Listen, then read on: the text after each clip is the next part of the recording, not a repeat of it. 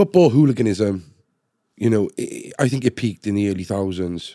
It did. It certainly peaked for you. I want to go into Brussels. We never went into it much last time, and I really want to go into it, because this is what changed your life as well, and it was the climax for a lot of things, you know, even to do with changed my mother and father, life beyond. you know? It changed my unbelievable. How the BBC can set you up is incredible. I mean, it is beyond incredible. Look, whether Welsh fans don't like this, right? I was born supporting England and Wales, and always will. If Wales play England, it's Cardiff versus England as far as I'm concerned. So we've got to get that straight. I had a lot of hassle after being with England. I don't care. I love England and Wales. I'll always will, because my grandfather, my mother's side was English, my father's side was Egyptian, but I was born in Cardiff, so I'm proud of Wales. So yes, I used to go to World Cups, European Championships. Wales never used to go there. You know, I go to both now, but what happened was I went to Brussels with Di Thomas, a football player who was at Cardiff City, was currently. I went with actually Mojo, a solicitor, and I went with another lad. And we went off to Brussels, and I'm not lying to you, we went for the European Championships. We went for the football and the laugh, right? And it was meant to be a laugh. Of course, we want like a bit of the trouble and all that, but I'm about it. We weren't organising, like the BBC Panorama said. So I got over there and I done my usual thing. Cheeky Anish, they used to say, the English fans, put my Welsh flag up with Cardiff City on, right? And you'd be surrounded by thousands of English flags and be a gigantic Welsh flag with Cardiff City. 99% of England fans used to come over and say, only you do this, Anish, shake my hand and say, welcome, how are you, and all this. And I was just sat there one day, right? And honestly, we just sat there and it was boiling hot in the Brussels Square. And these lads come over and they said, whose flag is that? I said, mine, why? They said, you need to take it down. I said, do I? They said, yeah, by the way, they said, you're from Cardiff. I said, well, it says Cardiff. They said, Derek. I said, yeah, Derek who? Derek Ford, a black lad, one of my greatest friends, rest in peace as well, from the docks of Cardiff, right? He said he ripped us off. I said, he never ripped me off. I don't get in that world, right? They said, well, he ripped us off. I said, well, like I said, never ripped me off. I knew what they were trying to get at, be funny. He'd moved to Blackburn and had a bit of trouble with them. Apparently, might have ripped them off on drugs or something, right?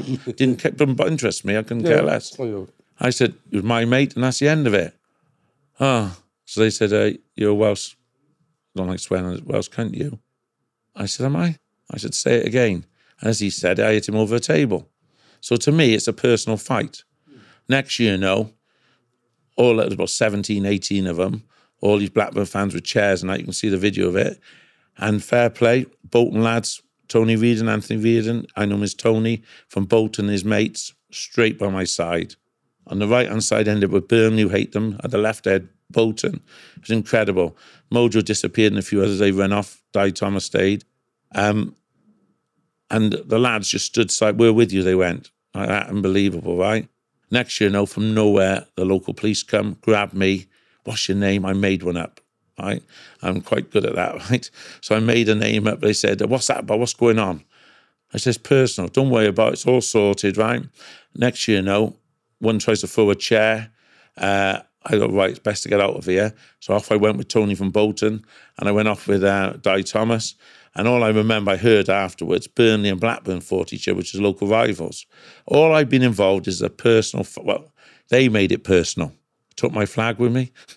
And off we went, and we went down to O'Neill's, the Irish pub, and we just made our way down there.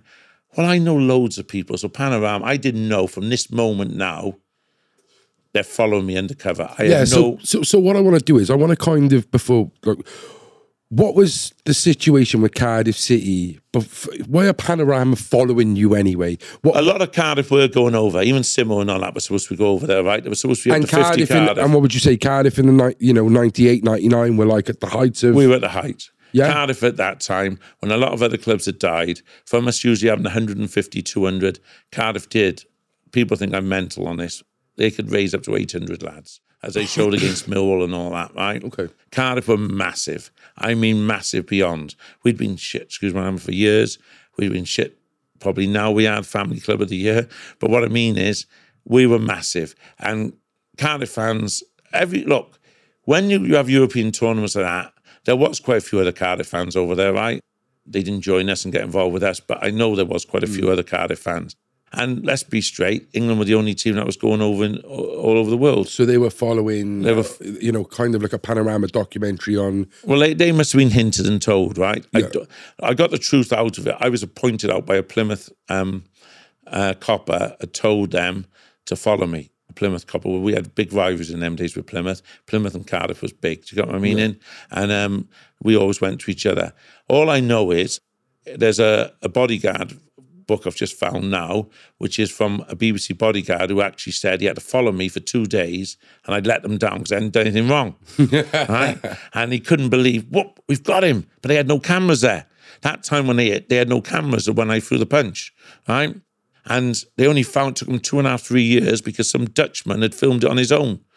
And I actually thought it would never be shown. So I actually did lie to the media and to Cardiff City at the time when everyone wanted to be banned, and said, show me the footage if I'd punched anyone. Well, I believe they never had any footage, didn't I? But anyway, when I quickly went down to this area, I said to Di, I said, listen, mate, I said, they got 200 police up there, 200 police up there. They're going to set these England fans up now. They had a load of lads in the street calling England fans on. They were CID, Belgium CID, in plain clothes, throwing a turkey flag and all this, right? Calling England fans, inciting them.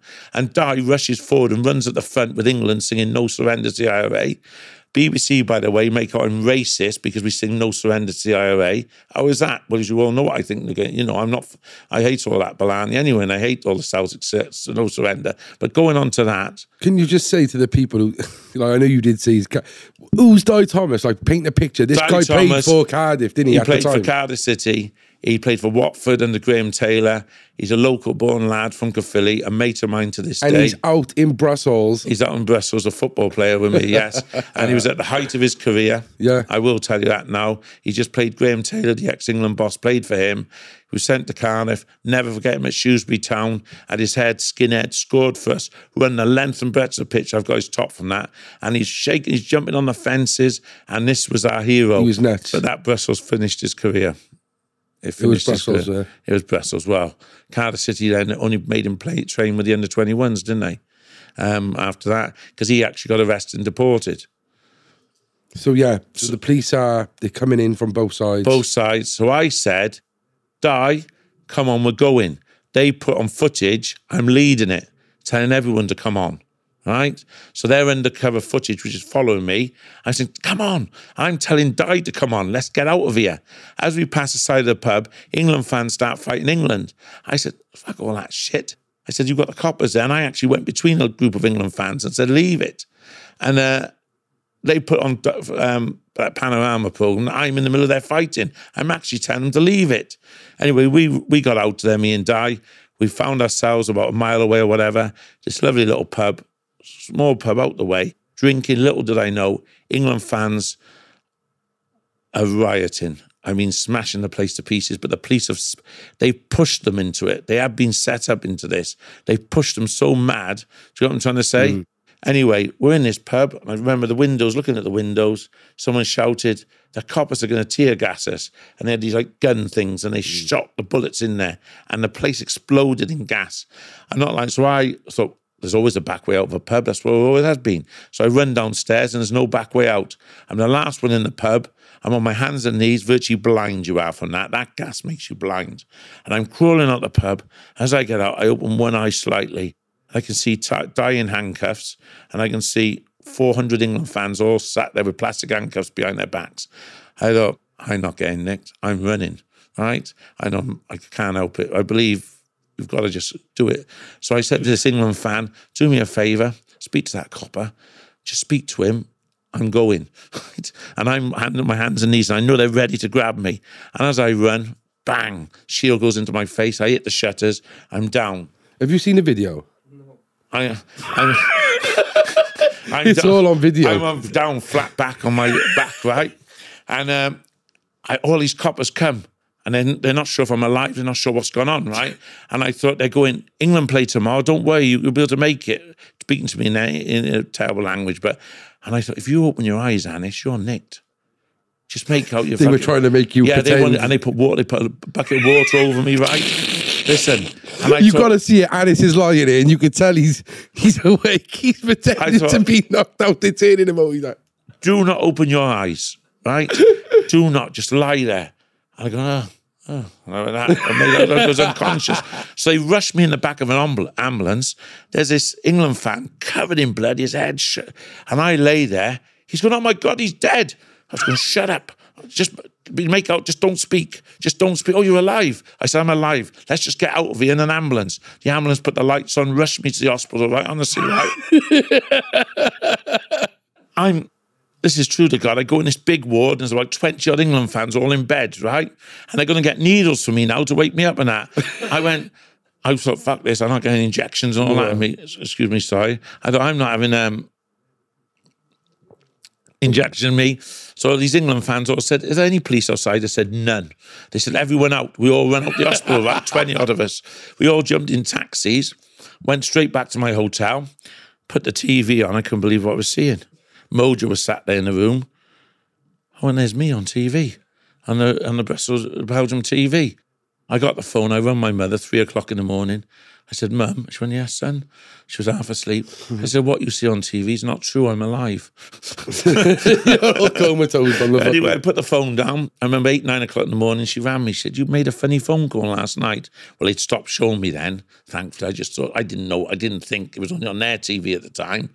Anyway, went to the game the following day, put a cap on, went over to Charleroi, right? England fans rioted. There was all cannons and I just stayed out of it. Went in a restaurant, actually sat by a load of Germans. I just sat out of it. Can't find Di anywhere. Di's disappeared. The other lads are here. Di's like Wacko, isn't he, off Mean Machine? You know, what's that? Yeah. Wacko, the football player who he's a hooligan as well. But that's Di Thomas. Di's gone and we're just wondering where he is. I'm lasting loads of other people anyway. We go to the match. England win. England fans celebrate. There's no trouble after the game. Went back 24 hours later. On the Monday night, I'm sat watching TV. Panorama comes on, and I'm the first face on it. Fucking hell. I couldn't believe it. I did feel shame to my parents, I'll be honest with you. I felt real shame. Every day that week, we had the Sunday Mirror, the Sunday People, we had the Daily Mail, we had every newspaper outside the house, all the reporters outside the house. Everyone tried to name, shame me, front pages, back pages. One paper told the truth, the Times. They ran me. I said, I haven't spoken to any papers. I said, I'm going to give you a chance. This is my side of it, right? They actually printed the only respectable, honest truth, yes. But of course, not many people read the Times, do they? You know what I'm trying to say? I said to my mother, I said, they're making it on racist and I'm to do with drugs and people and they're all listening. I said, as you know, I hate it, right? I hate racism, I hate all that. That to me, no surrender is not racist. You know what I'm trying to say? Anyway, she said, son, don't worry about it. It's yesterday's fish and chip paper. I said, I'm not having it. Next, you know, the Echo, South Wales Echo's asking me to be banned and all that. They went to Steve Borley, who was the chairman at the time, and fair play to Steve Borley. He's an ardent Cardiff fan, said he never did it. So I'm going to, if he said he never did it, we can't do someone who says he never threw a punch. Look, when they know the truth, they were going to hit me if I didn't hit them. But anyway, the story was, I said to my mother, no, I'm suing these bastards. I said, but not because of the fight and all that. It's because it's going out now. I'm supposed to be racist. I'm supposed to be to do with drugs. Can't stand all that rubbish. She said, son, please forget it, right? Well, thanks to the Times, this company, solicitors, didn't charge me a penny and said, we'll sue them, the BBC. Well, they actually were scared at the beginning of my father, right? Because they thought we'd no money, you'll throw it and all this and we'll fight for everything. Well, my mother died later that year, so I thought, you leave it, son. Like, I just pulled out of going on about it and I got to look after my father and my mother. Well, I'd just come back from Chesterfield away, watched Cardiff, took all the dogs. She was a dog lover. We walked 7 or 8 dogs that night and came back, went to bed, 1 o'clock in the morning. I'm not going to go through the whole story because I'll end up in tears. She dropped down dead, 54 years old, just like that, of a heart attack. 54? 54, yeah.